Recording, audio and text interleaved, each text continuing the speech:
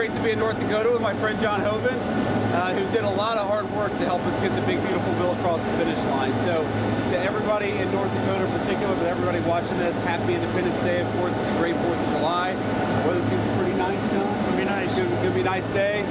Thrilled to be here with our family. This is actually my first time in North Dakota, so I'm particularly excited about this trip. And let me just say a couple of words about the big, beautiful bill, and then I'll turn it over to John, and then we'll take a few questions. So in sum, what this bill does is provide the biggest tax cuts to working Americans in a generation. It provides much needed over $140 billion to ICE to secure that southern border. Of course, the Biden border invasion opened that border. We've got to close it down, which we've done, but we've also got to actually ensure that over the next 3.5 years, we keep that border secure. These resources make it possible to do that. So an important part of the president's agenda, no taxes on tips, no taxes on overtime, securing the southern border. We're thrilled to get it done, and of course to do it the day before the 4th of July is a great testament to the entire team effort, from John Hoven and our Senate colleagues to the Speaker and our friends in the House to, of course, the President of the United States. I was a little skeptical we would be able to get this done by July 4th, but here we are. The President's going to sign the bill this evening, and that's a great testament to all the people who worked so hard on it, including Senator Hoven. Senator. Vice President, great to have you here in North Dakota. Welcome to you and to your family. You're going to have a great time out here in western North Dakota. You're going to love it. I got to just tell a little story. Of course, I saw Vice President Vance earlier this week, and it started about 4 in the morning, Monday morning, because we had to bring him up to the Senate because we were getting right down to it. We'd been on the floor for, I don't know, maybe 20 hours by that time. We were bunched. Leader Thune doing a magnificent job, but we were bunched to get this thing over the finish line. We brought the Vice President in. It must have been 4 or 5 in the morning. He was in those negotiations to get this thing done. So he didn't just provide the deciding vote. He actually helped put this together. We had to have a contingency plan to get some members to move off the dime. And without it, you know, who knows? But he was there, and because he'd been in the Senate, we all know him, we trust him, we like him, he was able to help us get this deal done. And so big credit, obviously, to President Trump, who was in the negotiation all the way, but big credit to Vice President Vance. We needed him. He came through. You were there till noon, I think. I was there till noon. Look, it was a team effort. I appreciate John's kind words, but it was a team effort, and it's most importantly great for the American people. So we're thrilled to be able to get it done, and now you can have a nice 4th of July here in the beautiful state of North Dakota, and so can I. Questions? What brings you to North Dakota for the 4th? I'm sorry? What brings you to North Dakota for the 4th of July? Well, you know, it's a part of the country I haven't been to, and I'm the Vice President of the whole United States, and so I thought it'd be great to come and actually get a sense of what makes North Dakota such a beautiful place and such an interesting place. So I just personally wanted to come. We already had plans to be in South Dakota for the 4th of July celebration last night, and so figured it would be a pretty easy trip. You know, one of the things I know very, very personally growing up in a part of the country that sometimes gets ignored and left behind is that a lot of times states like this don't get as much attention from national leadership. So I thought, what better day than the 4th of July to come to North Dakota and show people we care about them, we're rooting for them, and there are a lot of good things in this bill that are going to be great for the people of North Dakota. Mr. Vice President, you have a lot of supporters in North Dakota, many of whom agree with the need to shrink government spending. However, they are concerned about cuts like those that threaten the Minot Job Corps Center, which provides job training to North Dakotans entering the workforce. How is the administration monitoring the impact of funding cuts in small communities like those in North Dakota? You know, one of the things that's very true about the President of the United States that I think the national media in particular doesn't appreciate is that he makes a reform, he sees how it plays out, and he's always willing to have a conversation in order to make things even better. What we saw with this bill, I think, is a really significant and meaningful effort to rein in spending, to, of course, give working families some tax relief, and like we said, to sort of build on our border reforms. But that doesn't mean that in 2 years from now or 3 years from now, we're not going to look at the whole suite of things that we have to do and say, you know what, we need to do a little bit more, or we need to, you know, work a little bit harder to solve this particular problem. That's a great thing about America's constitutional republic is you can work on some problems, you can make things better, but we're always working towards that more perfect union. And so whether it's job training, whether it's border security, whether it's tax relief, I'm sure the president's going to have a lot of ideas in the years to come. The big beautiful bill is a very important step to making our fellow citizens' lives better, but it's hardly going to be the only thing the president works on over the next 3.5 years. And this is it's a good bill for America, but it's a very good bill for North Dakota. Yes, it is. We come out very well in terms of our rural hospitals, a lot of things that for rural states across the country can be a big help. That's absolutely right.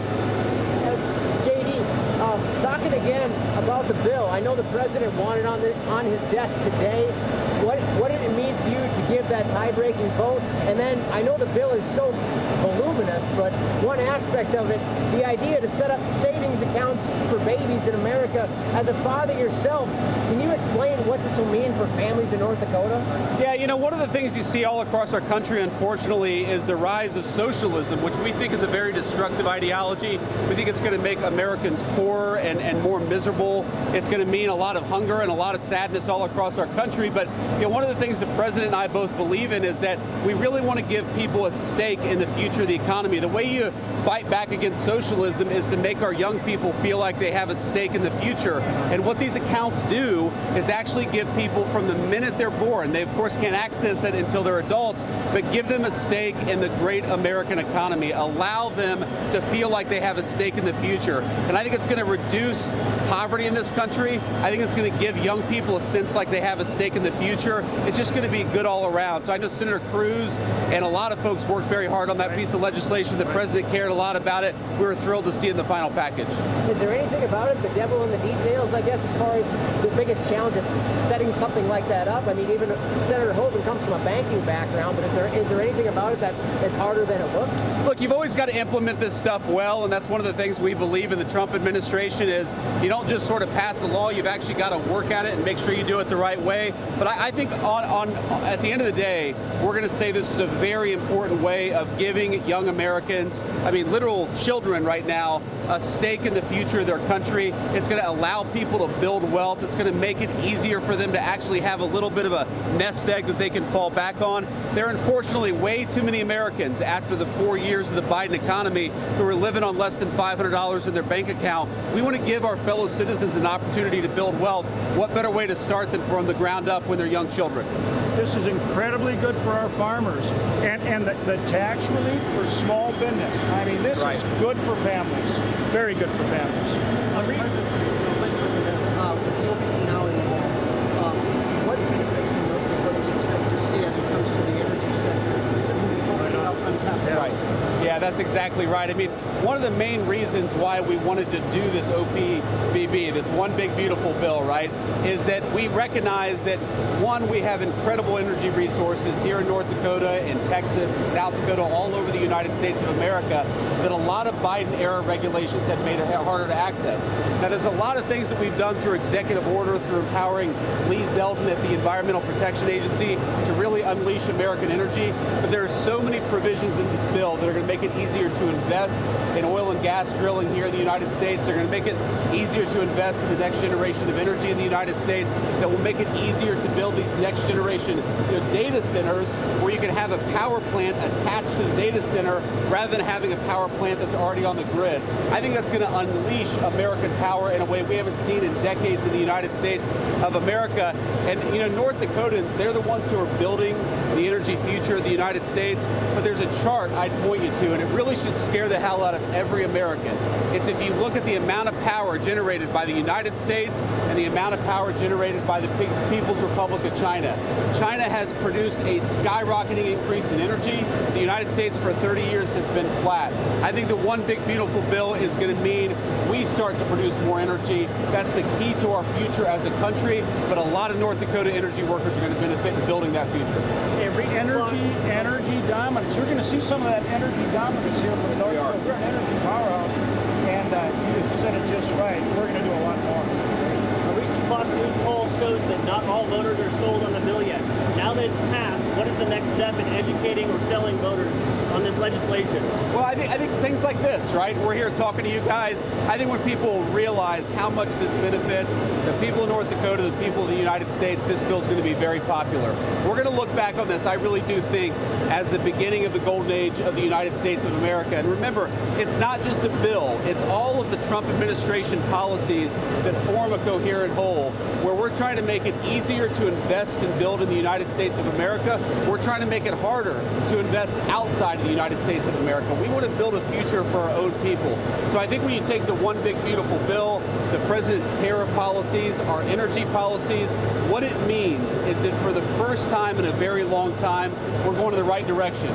Producing more energy, building a future for our people, making it easier to save and invest in the United States of America. We're going to look back on this, I think, as an inflection point where for too long, America's been going in the wrong direction. Now we're going in the right direction. Rome wasn't built in a day, but I think you're going to see a lot of great progress very quickly now that this bill, well, in a few hours, is going to get signed into law. Minnesota has like a big amount of data centers, some with foreign investors.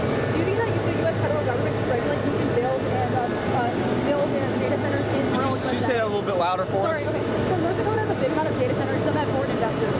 Do you think the U.S. federal government should regulate who can build data centers in rural USA? Well, I want to hear John's views on this too, but look, we want these data centers to be built by Americans and American workers and American companies.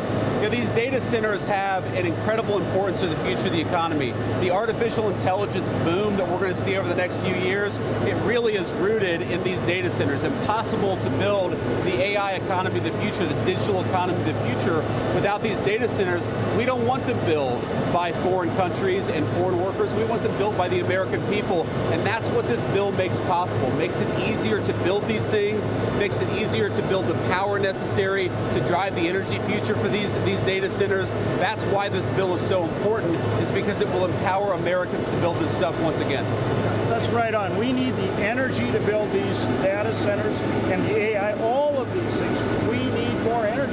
That's why this bill is so important, and that's why states like ours that produce baseload energy are going to make the difference so we stay ahead in the race on AI. Exactly right. Data centers are reliant on the AI industry. Now, in a recent Wall Street Journal article, several CEOs of major companies in America said that they are seeing a potential 50% reduction in their white-collar workforce because of AI. Do you think that's an accurate assessment, and how do you see AI impacting the American workforce? So we'll take this as the last question because we're going to hit the road here, and I appreciate you guys. Look, I'm fundamentally optimistic about this stuff. If you go back to the 1970s, when the automatic teller machine was created, a lot of people said it was going to destroy bank teller jobs. We actually have more people working as bank tellers. They're just doing something slightly different. They're more productive. They're earning higher wages. I think if you look at the whole history of the American economy, when we lead on technology and innovation, it can cause some disruptions, but it creates more jobs, it creates more growth, and it makes the workers that we have more productive. So I'm not afraid of this, and I don't think Americans should be afraid of the future. You know what I'm afraid of? I'm afraid of foreign countries building that future and not having it built in the United States of America. But if we build it here, we give workers the training that we need, this is going to lead to a boom in the United States of America.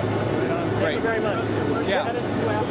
I'm sorry? Where are you headed to after this? You know, you have to ask my staff. I think that we're going to go try to dig up some dinosaur bones, assuming the rain hasn't made it too hard, and we're going to hike in the beautiful state of North Dakota. Hay Trail, they're going to love it. Can I just say thanks for coming to North Dakota? Absolutely. Strong leadership.